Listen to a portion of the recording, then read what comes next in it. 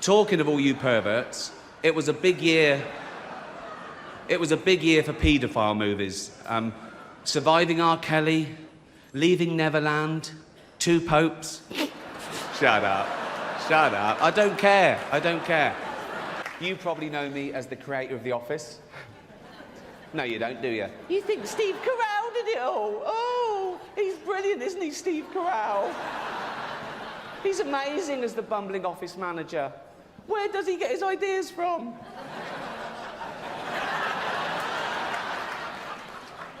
Let's pay him hundreds of millions of dollars and put him in every movie. If you can't be bothered to go to the cinema to see Steve in action, then just watch him every Thursday here on NBC.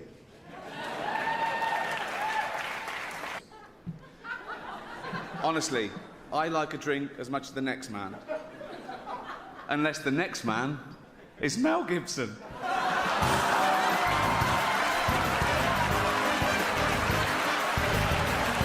Our first presenter is beautiful, talented, and Jewish, apparently. Mel Gibson told me that. He's obsessed. Please welcome Scarlett Johansson. You could binge watch the entire first season of Afterlife instead of watching this show. That's a show about a man who wants to kill himself because his wife dies of cancer, and it's still more fun than this, okay? Spoiler alert, season 2 is on the way, so in the end, he obviously didn't kill himself, just like Jeffrey Epstein. Shut up. I know he's your friend, but I don't care. Joy and Trainwreck. No, not the names of Charlie Sheen's 2 favourite hookers. The films of our next 2 presenters. They're best friends, by the way. They wanted me to tell you that. And if you forget, they said they'd tweet you and remind. Basically, they come round and shout it through. They're best friends. It's like they've never had a friend before. Please welcome Amy Schumer and Jennifer Lawrence.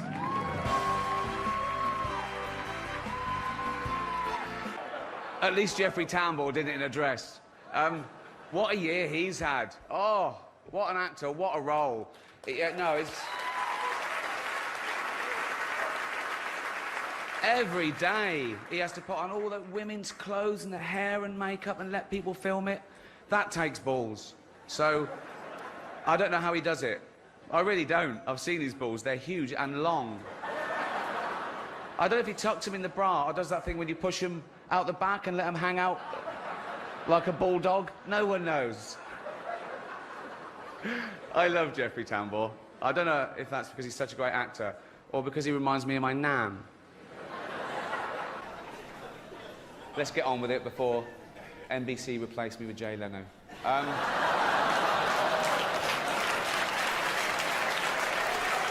Once Upon a Time in Hollywood, nearly 3 hours long. Leonardo DiCaprio attended the premiere, and by the end, his date was too old for him. So...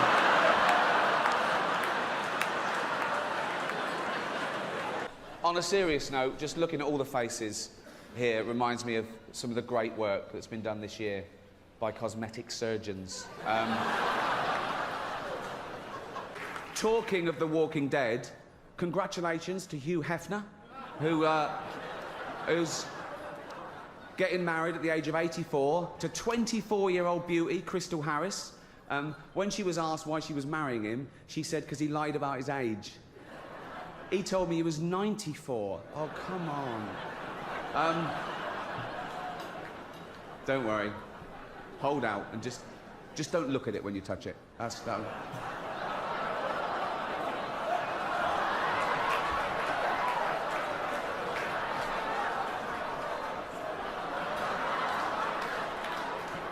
Our next presenters are 2 of the funniest people in America. She stole the show on Saturday Night Live, then went on to create, write and star in her own show, 30 Rock. He was a jobbing actor, career not going that well if I'm being totally honest, who got his big break when I cast him in a remake of a show that I created called The Office. He's now leaving that show and killing a cash cow for both of us. Please welcome the wonderful Tina Fey and the ungrateful Steve Carell!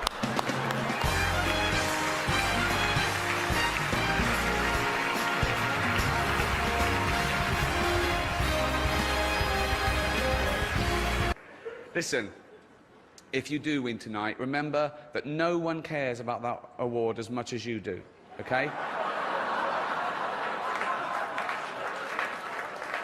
Don't get emotional. It's embarrassing, okay? That award is, no offence, worthless. It's a bit of metal that some nice old confused journalists wanted to give you in person so they could meet you and have a selfie with you. Okay? That's all it is. I've got three Golden Globes myself, so I can say one's a doorstop, one I use to hit burglars with, and one I keep by the bed to... Doesn't matter why. It's mine. It's mine. It's mine. I won it fair and square. It's just the right shape and size. It's nothing... Yeah, so to be clear, that was a joke about me shoving Golden Globes that I've won up my arse. The next presenter is an award-winning actress with special powers. In Die Another Day, she used her powers of seduction to win over James Bond. In X-Men, she used her powers to control the elements. In Catwoman, she used the power of being able to wash herself all over. And she's the paw for behind the ear. It's brilliant. Please welcome the very clean Halle Berry. A few years ago, on this show, I made a joke about Mel Gibson getting a bit drunk and saying a few unsavoury things. We've all done it. I wasn't judging him, but now I find myself in the awkward position of having to introduce him again. Listen, I'm sure it's embarrassing for both of us, okay? And I blame NBC for this terrible situation. Mel blames... We know who Mel blames.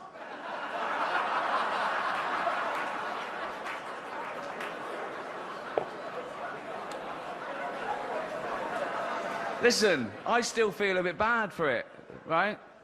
Mel's forgotten all about it, apparently. That's what drinking does. No. I want to say something nice about Mel before he comes out.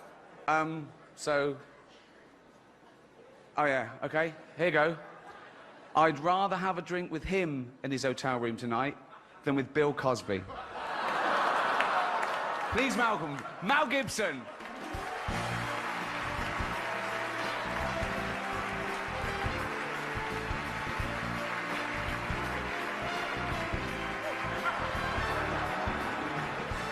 Yeah. I love seeing Ricky once every 3 years because it reminds me to get a colonoscopy.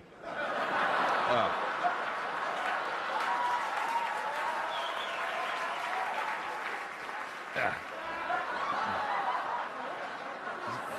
Well, if you'd left your drink here, you don't need to leave your drink here. I'll put you to sleep another way, son of a bitch.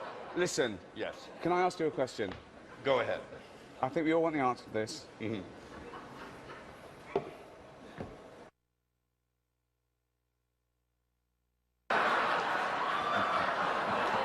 I don't know, ask the guy that said it. It wasn't me. All female remakes are the big thing. There's a female remake of Ghostbusters. There's going to be a female remake of Ocean's 11. And this is brilliant for the studios because they get guaranteed box office results and they don't have to spend too much money on the cast. So... Shut up, I don't care. But actors aren't just loved here in Hollywood, they are loved the world over because they're recognisable. You can be anywhere. You could be in the third world, okay, and you get a glimpse of a Hollywood star and it makes you feel better, okay? You could be a little child, a little Asian child with no possessions and no money, but you see a picture of Angelina Jolie and you think, oh, Mummy.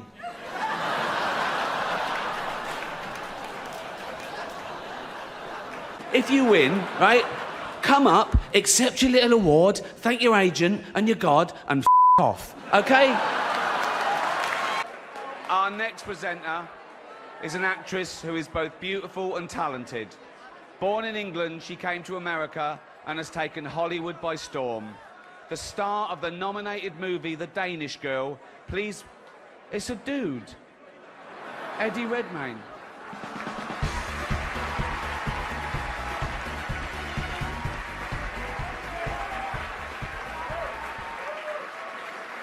one thing that can't be bought is a Golden Globe.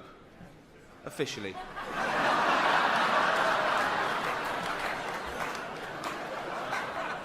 I'm not going to do this again anyway.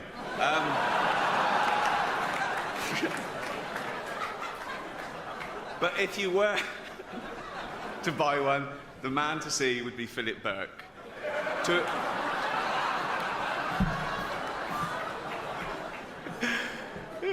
I love this next presenter. He's so cool. He's the star of Iron Man, Two Girls and a Guy, Wonder Boys. Sorry, these porn films. What? Kiss, Kiss, Bang, Bang. Bowfinger. Really? Yeah. Up the Academy. Come on.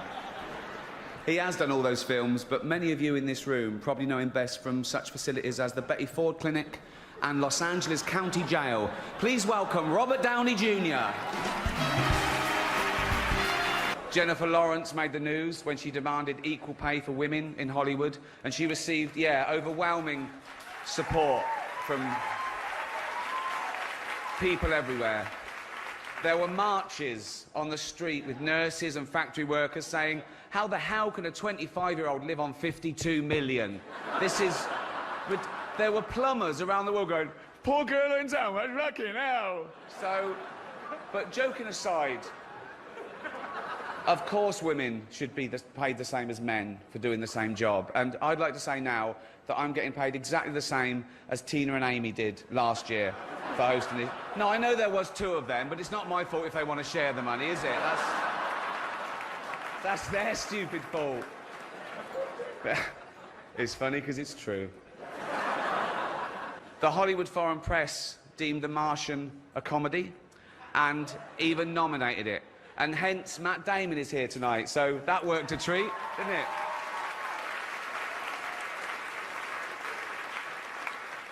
To be fair, The Martian was a lot funnier than Pixels. But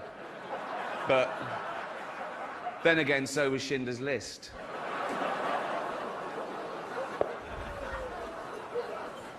It's just a film. What can I say about our next two presenters? The first is an actor, producer, writer and director whose movies have grossed over $3.5 billion at the box office. He's won 2 Academy Awards and 3 Golden Globes for his powerful and varied performances, starring in such films as Philadelphia, Forrest Gump, Castaway, Apollo 13 and Saving Private Ryan. The other is Tim Allen.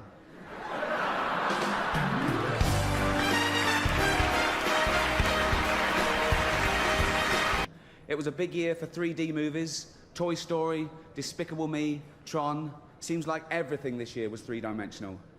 Except the characters in The Tourist. I feel bad about that joke. No, I'll tell you why. I'm jumping on the bandwagon, because I haven't even seen The Tourist. Who has? But no, it must be good, because it's nominated. So shut up, okay? And I'd like to quash this ridiculous rumour going around that the only reason The Tourist was nominated was so the Hollywood Foreign Press could hang out with Johnny Depp and Angelina Jolie. That is rubbish. That is not the only reason. They also accepted bribes.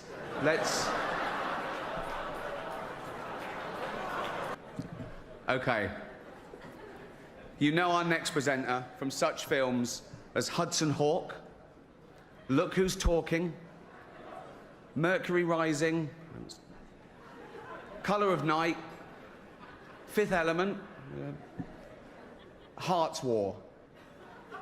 Please welcome Ashton Kutcher's dad, Bruce Willis. There were a lot of big films that didn't get nominated this year. Nothing for Sex and the City 2. No, I was sure the Golden Globe for special effects would go to the team that airbrushed that poster. Well, great job. Girls, we know how old you are. I saw one of you in an episode of Bonanza. Our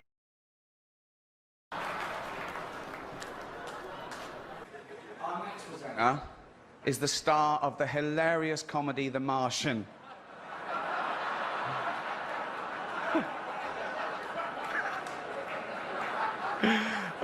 nearly died. Right.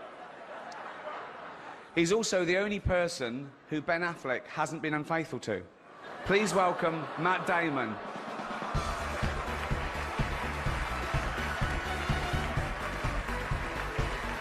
Shut up, you disgusting, pill-popping, sexual deviant scum. I want to do this monologue and then go into hiding, okay? Not even Sean Penn will find me.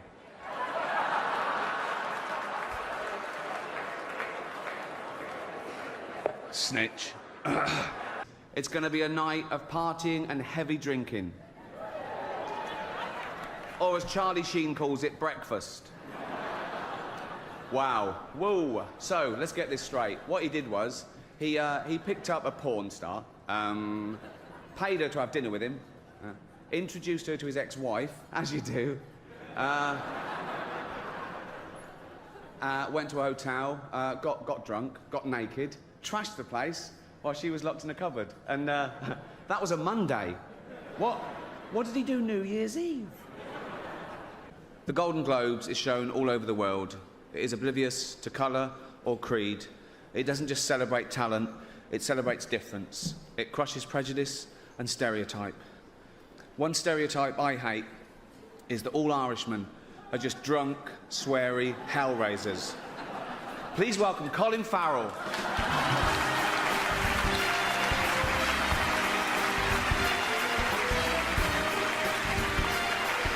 Our next presenters are young and thin, with hair and teeth.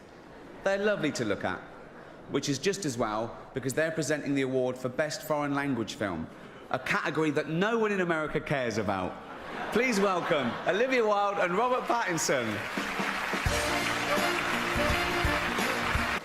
Also not nominated, I Love You, Philip Morris, Jim Carrey and Ewan McGregor, two heterosexual actors pretending to be gay. So the complete opposite of some famous Scientologists, then. What? Probably. My lawyers helped me with the wording of that joke. They're not here. Okay. When Brad and Angelina see our next two adorable little presenters, they're going to want to adopt them. Please welcome Kevin Hart and Ken Jeong.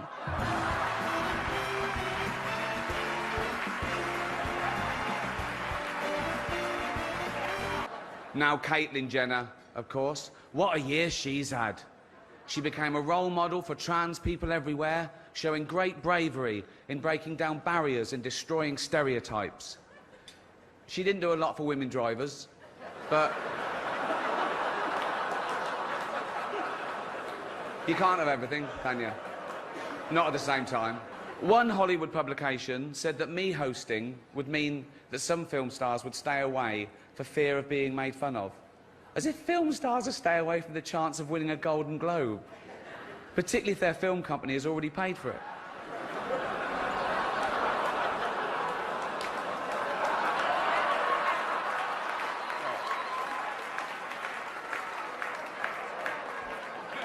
What's with all the divorces? What's going on? I mean, Arnold and Maria, J-Lo and Mark Anthony, Ashton and Demi, Kim Kardashian and some guy no one will ever remember. He wasn't around long. 72 days. A marriage that lasted 72 days.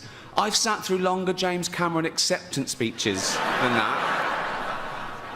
The Catholic Church are furious about the film as it exposes the fact that 5% of all their priests have repeatedly molested children and been allowed to continue to work without punishment. Roman Polanski called it the best date movie ever.